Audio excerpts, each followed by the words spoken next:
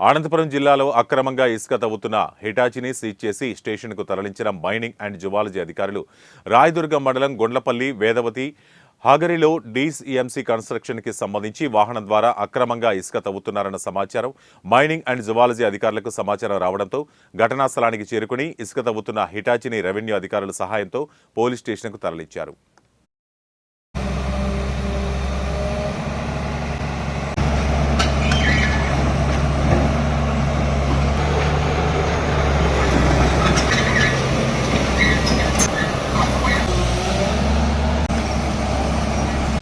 రాయదుర్గం మండలం వేపరాళ్ల గ్రామ పరిధిలోని వేదవతి హగరి నదిలో ఇసుకని అక్రమంగా తోలుతున్నారనే సమాచారం మేరకు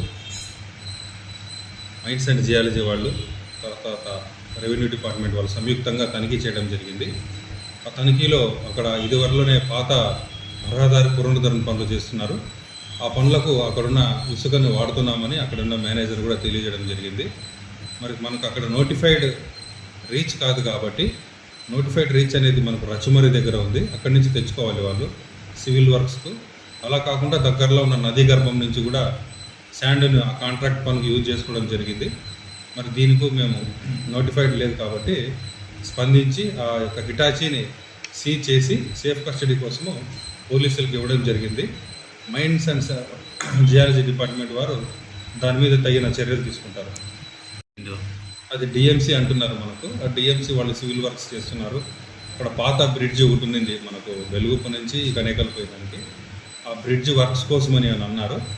అది దాని మీద తదుపరి చర్యల కోసము మైన్స్